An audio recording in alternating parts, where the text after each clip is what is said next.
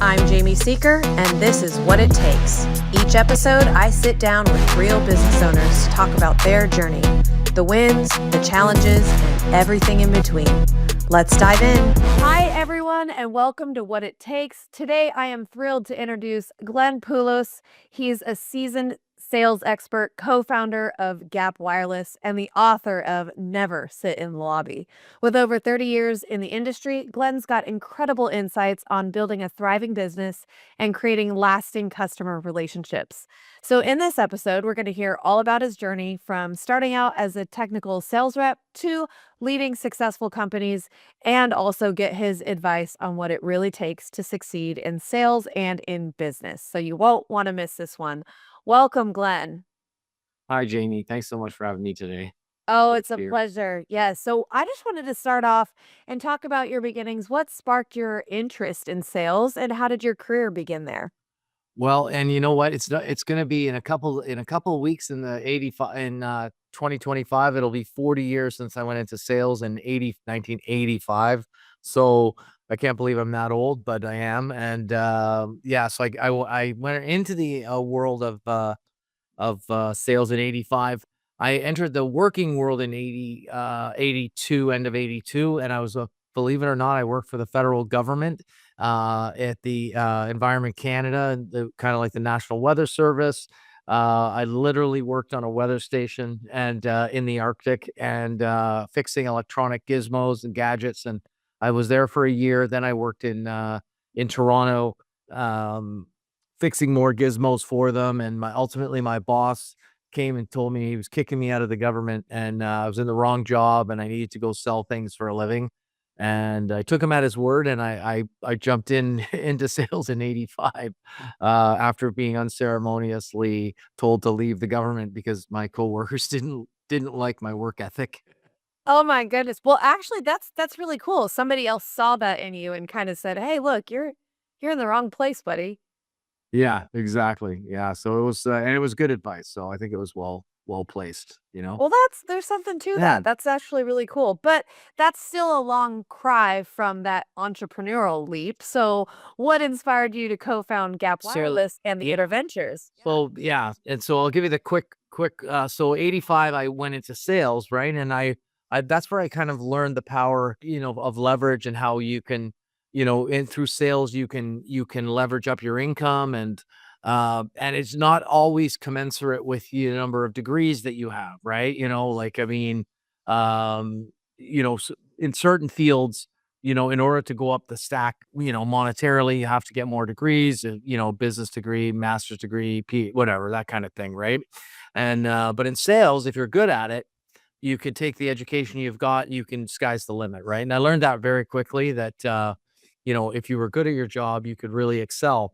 And then I learned as a few years wore on that the owners of the company were leveraging not only themselves but me too, and that if I could start my own sales company that I could actually, move to a new level of leveraging, right? In terms of, getting paid not only when I sell something, but when everyone on the team sells something. And so 6 years after going into sales, I quit my job. I offered to start the business with the owners of that company, and they refused me. And so I ended up resigning and to go out on my own. I had a partner that I went out with, and it was my first business in '91, and it wasn't Gap Wireless. And we ran that business for 15 years, and then we sold it to a public company and, through one thing or another, there's some ups and downs and all of that, but, which I'm happy to talk about if desired. But I ended up getting an opportunity to start another company in 2007, which was Gap Wireless. And that's what I started in 2007. And in 2022, I sold that company 15 years later to private equity and I'm just sort of working through. There's a 2 to 3 year period, right? A lot of times when you sell your business, and I'm kind of in the golden years of that relationship, right? Having been almost 3 years, coming up on 3 years. So yeah, so I sold two businesses that were 15 years old since 1991. Wow, well that we can do a whole nother episode just on that. those Yeah. experiences.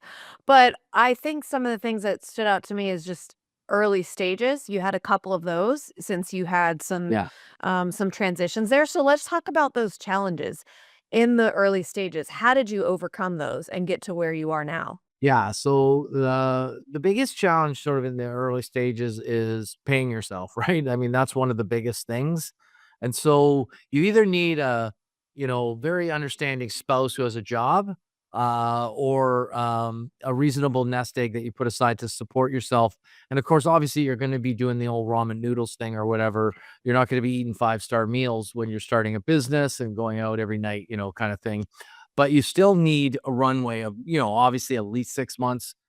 It usually takes twice or 3 times as long, as you expect. It costs 10 times as much, and so you'd want as much runway as possible, but, you know, um, the I had a low, burn rate at both points in those cycles, right? And so I didn't have a huge monthly, so I was able to go without any significant income. There was obviously there were sales in the early days, and I was able to get paid, but so that's one of the biggest things. The next biggest thing, of course, is, making the right steps and not failure to launching, right? Which is what I find a lot of people do. Oh, we're going to do this and we're going to do that, but they never do it, right? And so you really need to get hyper focused on getting committed to doing the step, that final step that's required, right? And that's one of the most important and most difficult things for people to do. So I presented a business plan to those first guys in '91. They refused it. The next day, I offered my resignation. And I mean, I a little insane, to be honest. I'd only been married 6 days at the time. I hadn't even told my wife I was quitting my job. I just went home and I said, "Oh, by the way, honey, I just quit my job. I'm starting my own company." And she's like, "Wait a minute, we just got married last weekend."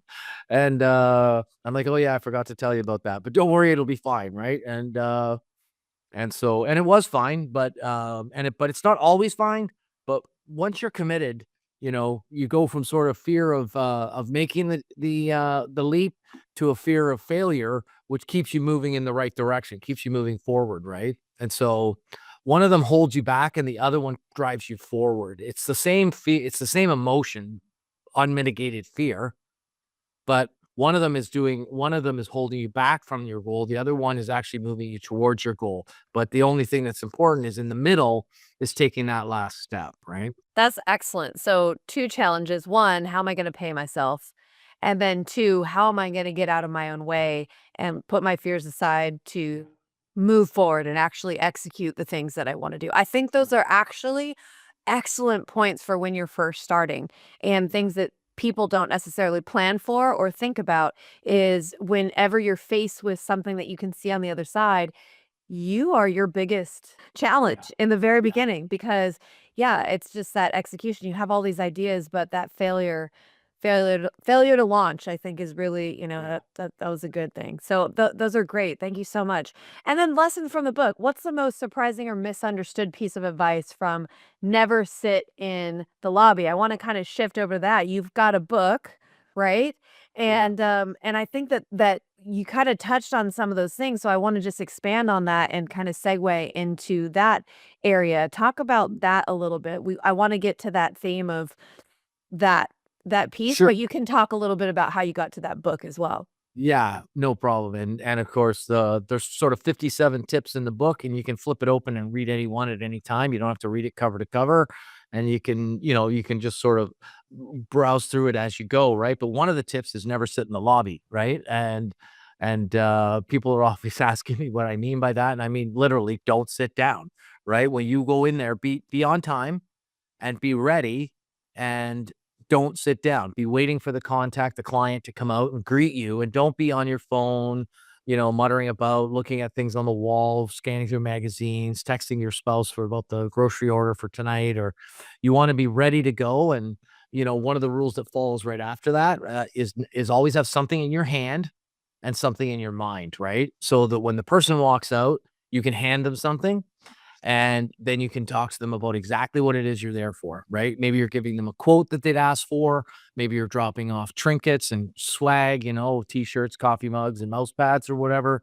Maybe you're dropping off literature. They'd ask you about the product. and there's all sorts of other rules that sort of, evolve out of that, right? And so, but the way the book evolved was learning from my mentors starting in the early days when I joined that sales company. There were very strong salespeople in the, there were very strong salespeople in that company, and they became really strong mentors of me. And they had a whole bunch of rules that that they followed, and I started to see them repeating the rules. And I found that when I repeated what they did, I got the same results, right? Like the reverse definition of insanity, right? Like, I guess, but doing the same thing over and over again, expecting different results, I expected the same results, and that's what I got, right? And so I started writing those rules down, and I would name them after people, and I would quote them, and then I started, sharing them with people, and people were like, "Oh my God, that's so funny." And, "Can you share more of those with me? Can you come to my office and share them with my whole team?" And so ultimately I just kept documenting the rules over time and kept sharing them. And people were always like, "Oh, write a book, write a book." And I never did write the book until the pandemic when I had nothing to do. In Canada, we were locked up forever. And so I had to, I had to figure out what to do with my time where we couldn't really leave the house day or night on the weekends. And so that's when I chose to write the book, was in 2020. And that's where the book came about. And it came about from, all those years of lessons and, that I picked up. And it's not just about selling. It's about what I call how to get, act, and stay in front of your customer and to be a pleasure to do business with always, right? And so, in other words, in plain English, it's like, don't be a pain in the ass, right? And have them want to call you back even when you don't win the business, right? And, yeah, and so that was sort of the genesis of the book. Well, that's great, and obviously you put in there the lessons that you kind of picked up along the way, right? And so a Yeah, lot of that, it sounds like you adapted to either the same thing that was happening or to change, right? So yeah, if you saw something that was working, you went and you're like, "Hey, I'm gonna duplicate this. Why exactly. reinvent the wheel?" Right. And, if not, then, hey, we gotta Yeah, some of the rules are don't do the rule, right? They're not all do this. They're all don't tell absolutely. you or don't do that, right? There are a lot of don't do that's in there as well as do that, right? And, Absolutely. And yeah, and things have, speaking of change, I mean, specifically the sales industry has had to change yeah, over the years, right? So over the course of your career, if you're talking 4 decades here, then you've picked up some things along the way. So what advice do you have for staying relevant, especially when it comes to sales? yeah. Okay, so there's a lot there, and, so to go back in time, right, one of the rules, and there's a minor expletive in this, but hopefully it's not too bad, but it's called, one of the rules is never fax the facts and never ship the shit, right? And so that was a rule that I made up a long time ago, and of course, nobody uses fax machines anymore, and people are like, "Oh, you gotta update that," and I'm like, "Yeah, but I can't come up with an alliteration that sounds funny than fax the facts," right? And so email the what, right? It doesn't work, right? And so, but what but a lot of people are like, now I can do that over email, or I can meet them on Zoom or things like that, right? And a lot of what I've learned is like everything, changes, but everything else sort of stays the same, right? Like people buy from people. And yes, there are products that do get bought, in this sort of virtualized way. But a lot of high ticket items never get sold in that manner. Imagine a guy that's buying a private jet, right? I mean, you think he's going to buy that on a Zoom call or a Teams call? Absolutely not. He wants to fly from New York to Miami, see how long it takes, and have, and same thing with any other kind of equipment or anything that you touch and feel. People want to look at it, and that takes people. And so a lot of what I focus on is maintaining, adherence to the basics and the principles of selling, right? And a salesperson's job is different than marketing, right? And I always challenge people, what's the difference between sales and marketing, right? And sales is really when you're in front of the client closing the business or selling the product, presenting the product, that's selling. Everything else is marketing, in my opinion. And we pay a different department for that. If you want a job over there, they have comfy chairs, they have a nice office, an espresso machine, and whatever. The salespeople, their chairs have the nails pointing up, right? So that they never want to sit down, right? They need to be out in front of clients, Let marketing generate the leads, the BDRs, SDRs, like that. If you truly are about selling, that's really done with clients. And in my world, I'm always promoting, try not to fool yourself into thinking that it doesn't need to be face to face, because most of the time it does. Or the guy that's winning the deal is usually face to face. You might be doing it over Zoom, but the guy who won the deal, he probably showed up, right? And so yeah, so I'm not sure if I directly answered your question, but No, it was great. I had key takeaways. People buy from people. And if you really truly are a salesperson, you're not sitting in the seat. And thank you too, because marketing and sales are different, and they're different personalities, they're different skill sets, they're different, everything. And I think a lot of times you can fit people into the personality type and their skill set or whatever, especially when I'm interviewing people, because that's one of the things that we do at Seeker Solution is we do a lot of recruiting and interviewing. And so there are definitely certain personality types that are better at certain jobs, and they have certain strengths that come out of that, right? But the salesperson, I will tell you, whenever we're recruiting for that, they're out of the box. I can't ask, "Oh, what subject do you like in school?" Well, the administrator's like math. And they like to have the outcomes be in a formula, and it's so pretty. And the creatives like, "Oh, I loved, art or music," or you know what I mean? Things like that. But the salesperson, they're always kinda like they throw you can throw a wrench in it, and they kind of are all over the board. It's like you never know what you're gonna get, and so I think that that's very specific to when you're building a team, because that's something absolutely. else that I wanted to touch on a little bit, is Sure. team leadership, because you didn't get to that point without having to have built a team, and it sounds like you got a lot for your own personal skill set in you being able to close deals and learning from others, but you probably had to do that and teach that as well. And so when you're looking for that personality or who goes into it, what lessons have you learned about managing and motivating specifically sales teams? Because I think that those are different than other teams. So yeah, and I don't have a perfect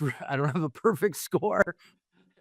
Just like Trial and error, yeah, yes. right. But I have learned a lot, and so I do so many things, with like sort of little sayings, which are a lot of them are in the book too, right? But I mean, I'm not sure this one is, but like hire slowly and fire quickly, right? And so Oh, I if love you've it. made a mistake, you need to rectify. Like, people are always asking me like to help them with their sales teams or whatever, and they're like, "Well, when do I fire the guy?" Right? And I'm like, "Okay, well, how long has he been with you? Whatever, blah blah blah." And I'm like, "Well, when was the first time, you ever thought about maybe letting the person go?" And they're like, "Oh, well, 6 months ago." Like, I'm like, "Oh, okay." And I'm like, "Well, what time of day was it?" Right? Like, 12 o'clock. What, 12:01? You should have fired him, right? Like, the first moment you've thought about firing someone, you should fire them then. That's when you should fire someone. That's always my answer. If it gets to the point where you're thinking of letting them go, then they're probably not the right fit, right? When it comes to salespeople, I spend many, many years developing, and convoluting wide variety of different kinds of compensation plans and things like that. And people actually people actually do what you pay them to do, right? And so your compensation plan needs to drive the behavior that you're looking for, full stop, right? And so a lot of people miss the mark on that because they have a company, the CFO dude or whatever, the finance guy, really, the owner's maybe a finance guy, and he's like, "Oh, it's got to be this and that metrics. I'm not spending more than this or that or whatever." But they're not really they're not really thinking from what motivates a salesperson, right? Most people are like salary. They might get a bit of a bonus. It's optional. Maybe the company does well or not, they get the bonus. Otherwise, they get the same paycheck every 2 weeks, 52 weeks of the year. Salesmen are not like that, right? And so you got to guide your compensation to drive the behavior in the people that you want. And if the people are not then not doing what you want to do, then you need to go and recruit new people. And, and I always suggest to try to start with the best recruit that you can ever make is the sales manager, because the sales manager's job is to recruit people like that, because it's very hard to hire. If you, like, I, as the owner, I hire 6 guys, and then I hire someone as the sales manager from the out, and they don't want to report to them. I've reported to the owner since day one. It's better to let the manager, the coach, build the team, right? So let the coach build the team, and you can instill your value system in the coach that you want, but they have to have their own, touch on it as well, right? And those are some of my thoughts about hiring salespeople. And Oh, yeah. And I think that that actually is not any different than the other ones. I was expecting to hear some different, approach for salespeople particularly, but I think you're right, is you've got to find somebody that shares your vision, your values, that you can pour into and let them build their own team. yeah, And absolutely, I think that translates regardless of the industry or position that you're in. I think that's really great advice. So let's just take that advice a little bit further. This podcast is called What It Takes. And so every time we ask the question to other owners, what does it take? And you've had significant experience in business. What do you think if you're telling somebody out there, what does it take to run a business? so yeah. Well, I'm going to answer the question, and but I want to go back to the very first thing that I had mentioned, which was taking that first step. And the people that are wanting to start the business, honestly, like that's the biggest problem that they have, is this failure to launch, right? And the years go by before they're blinking, I'm going to do this, and before they know it, the technology changes, whatever, they're different world, and now it's not even relevant, right? I mean, so just you got to have the guts to take that first step, and that's so important, right? And you know, when it comes to being the business owner, like I always I always base myself on doing the next right thing, right? And the way I translate that to the regular people that are doing their job or whatever is a saying that I have that I put in the book called "You only get forever to make another impression," right? And what that is that where I explain to people that are trying to claw their way up in the ranks of a business or start their own business, is, you know, is always to be behaving in a manner like it's the first impression that your mom told you to make a good one, right? And so don't be, and for the examples I always give are when you hear the boss coming by you, don't be like alt tabbing off Facebook to go to the CRM, right? Don't even have Facebook open on your work computer, right? Don't even install it. Don't even go there. Always be on, right? When you hear the boss, prep yourself for, oh, I can hear her walking up when she gets here. I'm going to ask her a question about this big deal I'm working on. So she knows I'm working on a big deal and I, value her input or whatever, whether you need it or not, right? When you're at trade shows, you want to be the one out in the aisle pulling people in. You want to be talking to all the VPs from all the departments that are there showing off their products. What's so great about our stuff? Tell me the next best thing. Always be on, always be making a good impression, because whether you know it or not, you're making an impression. It might as well be a good one, right? And when it comes to moving up or getting things done, people are going to remember the impressions that they have, right? And so you want to make a good one, and and whether it's you're doing business and you're, and so like when you're selling things to people and things like that, I said at the beginning as well, you always want to be a pleasure to do business with, even when you lose the deal, right? You want them to phone you back and say, "Hey, I know you lost that last deal, but I'd really like you to come and show us your stuff on this next thing because I think your stuff's better suited to this other application that we've got." Or my friend needs the same thing. Why don't you call them? And that's when you know you're doing it right. Yeah, that's really great stuff. That's really great stuff. I absolutely loved this conversation. You really brought so much wisdom about sales, definitely, but also building a business and the importance of relationships. So I hope listeners that you found as much value in it as I did. If you want to connect with Glenn or check out his book, Never Sit in the Lobby, Glenn, how do people find you?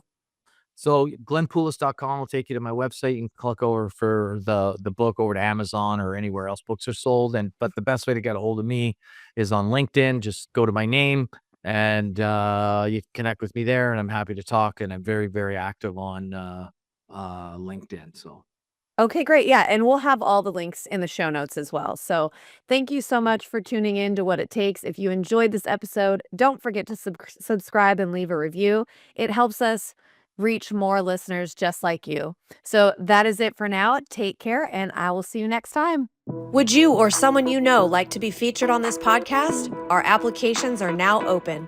Apply today at seekersolution.com and click on the podcast link to get started.